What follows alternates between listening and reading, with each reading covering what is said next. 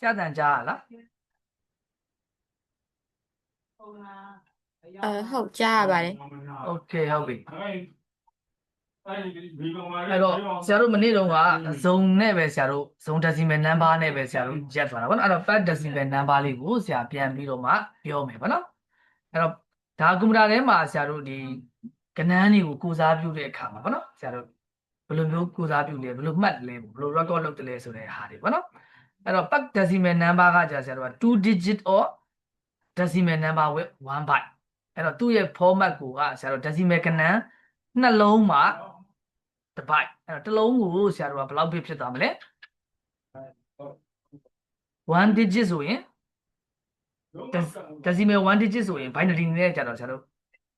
ဘယ်နှ digit ရှိမလဲဘယ်နှ bit ရှိမလဲ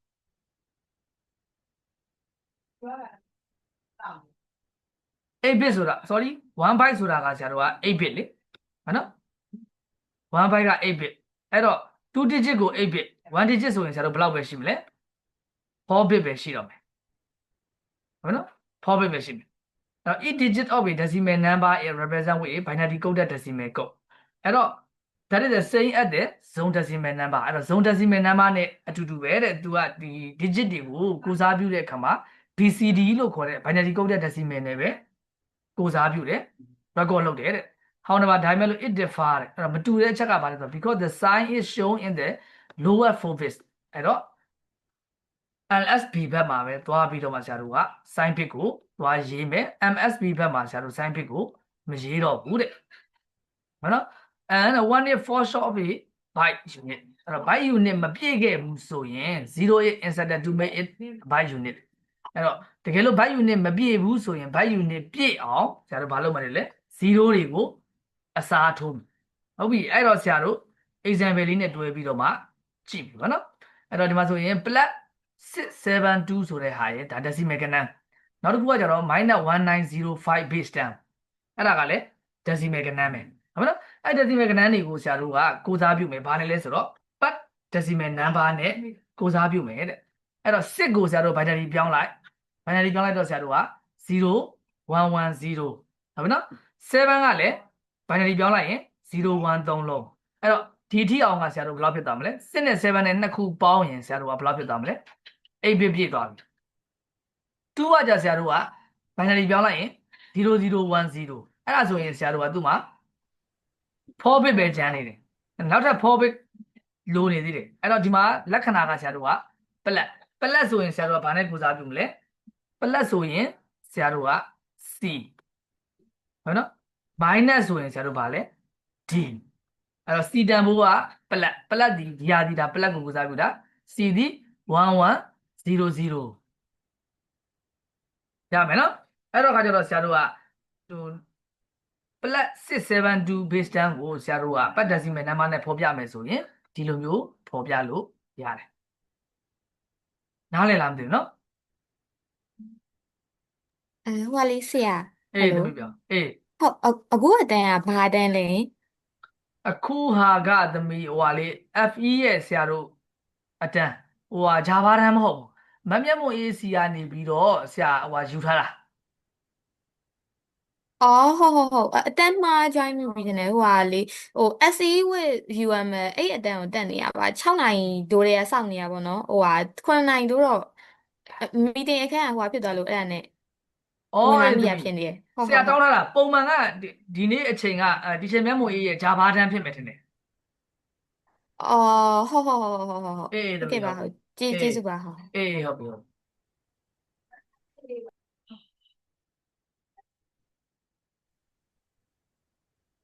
ဟယ်လိုအဲ့တော့ကျန်နေတဲ့သူတွေကဆရာအတန်းကဟုတ်တယ်နော်ဟုတ်ပါတယ်ဆရာโอเคဟုတ်ပြီ ပါဆရာโอเคဟုတ်ပြီအဲ့ဆိုဒီပထမ example ရမယ်နော်ဟုတ်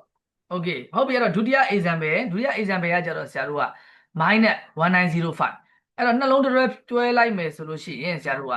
ဟိုဒီကောင်ကခဏထားအောင်ပေါ့နော်19ကတွဲဖြစ်သွားပါဘူး19ကတွဲ05ကတွဲအဲ့ဒီအချိန်မှာဆရာတို့ကလက္ခဏာအတွက်လေဆရာတို့ကတွဲကြံနေအောင်ပါလက္ခဏာကတော့ထည့်လိုက်မယ်ဆိုရင်ဆရာတို့ကဒီမှာသူ့ကြည့်ပဲရှိတာက4 digit လက္ခဏာနဲ့ဆို5 digit ဖြစ်သွားမှာodd number ဖြစ်သွားမှာအဲ့ဒါဆိုရင်ဆရာတို့နှလုံးတွဲဖြတ်လိုက်တဲ့အချိန်မှာဒီဘက်က sign နဲ့ကြလဲဆရာတို့က तू က 4 bit ပဲရှိတာဆိုတော့ဆရာတို့ byte မပြည့်တော့ byte unit မပြည့်တော့အဲ့လိုမျိုး byte unit မပြည့်တော့အဲ့လိုခန္ဓာမျိုးရှိလာခဲ့ရင်ဘာထည့်ရမလဲလဲ0ထည့်ရမယ်တဲ့အဲ့တော့19ကဆရာတို့1ကိုဆရာတို့ BCD ပြောင်းလိုက်ရင်0 3လုံး1 9ကလည်း1001ဒီ0ကတော့ဆရာတို့ရှင်းတယ်0 4လုံး5ကလည်း0101အဲ့တော့ဒီကကြတော့ဆရာတို့ဒါ minus မို့လို့ဆရာတို့ဒီတန်ဖိုးထည့်ထားတာဗောဒါလက္ခဏာ minus လက္ခဏာကိုနောက်ဆုံးမှာထည့်ရမယ်ပတ် decimal number မှာလက္ခဏာကိုနောက်ဆုံးမှာထည့်မယ်အဲ့တော့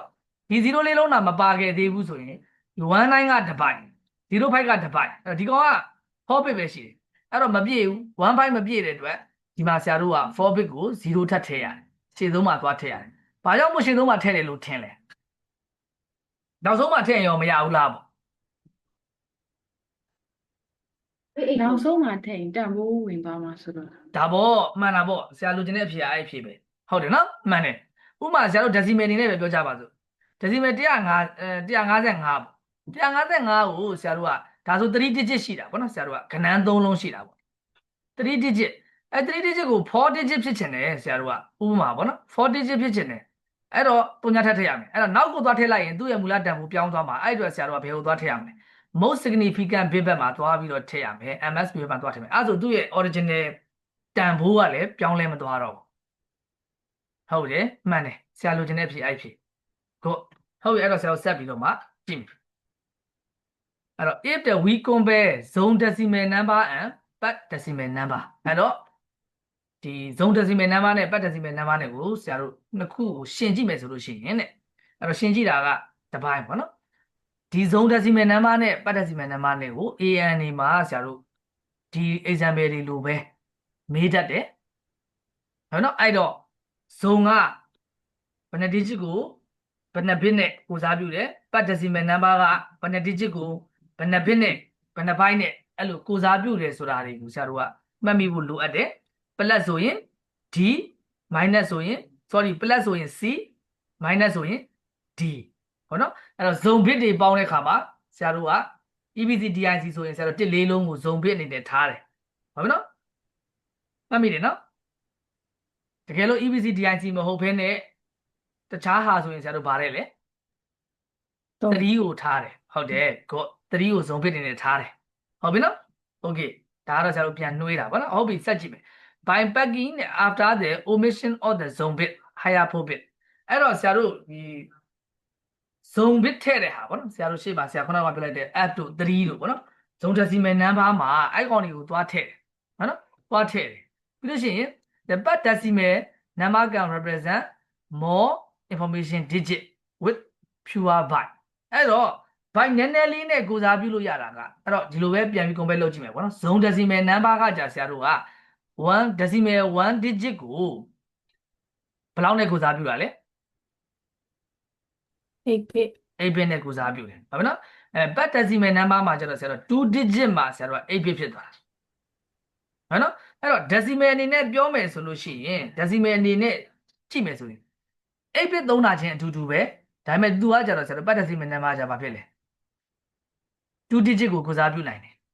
ဟုတ်ပြီနော်အဲ့တော့ digit ချင်းတူခဲ့ပဲဆိုရင်ကိုစားပြုမဲ့ digit ချင်းတာတူခဲ့မယ် तू လည်း2 digit ကိုစားပြုမယ် तू လည်း2 digit ကိုစားပြုမယ်ဆို तू ကကြတော့16 bit လို့သွားမယ် तू ကကြတော့8 bit နဲ့ပြီးသွားတယ်အဲ့ဒါကိုပြောချင်တာဗောနော်အဲ့တော့ဒီ part decimal number ကကြတော့ဆရာတို့ဘာဖြစ်လဲ byte နည်းနည်းလေးနဲ့ပေါ့ပြောချင်တာ bit နည်းနည်းလေးနဲ့ဆရာတို့ဇုံနဲ့ကိုစားပြုတာနဲ့ပတ်နဲ့ကိုစားပြုတာနဲ့နှစ်ခုကိုနှိုင်းယှဉ်လိုက်မယ်ဆိုရင် part decimal number က bit နည်းနည်းလေးနဲ့ကိုစားပြုလို့ရတယ်ဇုံနဲ့ပတ်နဲ့ကိုနှစ်ခုရှင်းလိုက်မယ်ဆိုဘာကြောင့်လဲဆိုတော့သူတို့သုံးတဲ့ bit အရေးအတွက်တွေကမတူလို့ဟုတ်ပြီနော် moreover တဲ့ it is called unpacking to represent part decimal number by using zone decimal number အဲ့တော့ဆရာတို့က part decimal number ကတော့ဆရာတို့က part decimal number လို့ခေါ်တယ် zone decimal number ကိုလည်းဆရာတို့က unpacking လုပ်ထားတာအဲ့တော့ unpack decimal number လို့သူ့ကိုပြောလို့လည်းရတယ်ဟုတ်ပြီနော်သူ့ကိုဟို zone decimal number ကို unpack decimal number လို့ပြောလို့ရတယ်တဲ့အဲ့တော့ and therefore this zone decimal number are also referred to as unpack decimal number အဲ့တော့ zone က zone လို့တော့အပြောများတယ်ဒါပေမဲ့သူ့ကို unpack decimal number လို့ပြောရင်လည်းရတယ် ပတ် decimal number တော့ပတ် decimal number ပဲဟုတ်ပြီနော်အဲ့တော့ y နဲ့ zone decimal number cannot be used in calculation အဲ့တော့ zone နဲ့ကိုစားပြုထားတဲ့ကဏ္ဍတွေ record လုပ်ထားတဲ့ကဏ္ဍတွေကိုဆရာတို့က zone decimal number တွေကိုဆရာတို့ calculation မှာအသုံးပြုလို့မရဘူးတဲ့အသုံးမပြုဘူးတဲ့အဲ့တော့ but decimal number can be used in calculation အဲ့တော့ computer က calculation လုပ်တဲ့အခါမှာဘာကိုပဲသုံးနေတယ်လေ but decimal number တွေကိုပဲသုံးတယ် zone ကိုမသုံးဘူးတဲ့ဟောင်းထဲမှာဒါပေမဲ့လို့ one decimal number from an input unit are under အဲ့တော့ input ကနေပြီးတော့ဆရာတို့ရိုက်ထည့်လိုက်တဲ့ကဏ္ဍတွေကိုကြတော့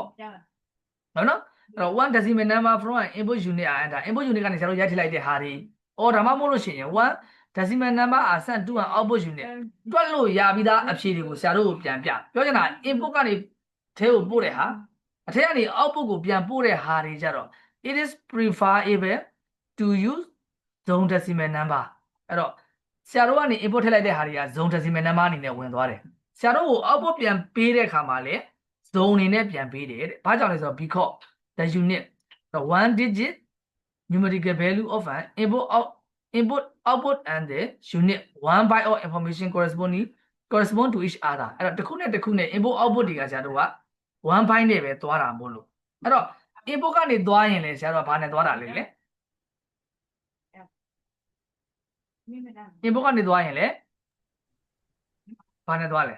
one byte နဲ့ one byte တွေဟို input output တွေကဆရာတို့ကone byte တွေနဲ့ပဲသွားတာများတယ်ဟုတ်နော်အဲ့တော့ zone နဲ့ part decimal number တွေနဲ့ကိုဆရာတို့ကပြန်ပြောတဲ့အခါမှာဟုတ်ပြီနော်အဲ့တော့ zone decimal number တွေကဆရာတို့ calculation မှာတော့မသုံးဘူးဒါပေမဲ့ input ကနေသွားတဲ့အခါ output ကိုပြန်ပေးတဲ့အခါ zone နဲ့သွားတယ်တကယ် calculation လုပ်တဲ့အခါကျဘယ်သူနဲ့သွားလဲ part decimal number နဲ့သွားတယ်အဲ့ဒါကြောင့်နှစ်ခုသလုံးကသူကလုံးတဲ့သဘောဖြစ်တယ်အဲ့ကြောင့်နှစ်ခုသလုံးကိုရှင်းပြတယ်ဟုတ်နော် therefore တဲ့ conversion between zone decimal number and part decimal number is performed inside computer အဲ့ဒါ computer ရဲ့အတွင်းထဲမှာကျတော့ဆရာတို့က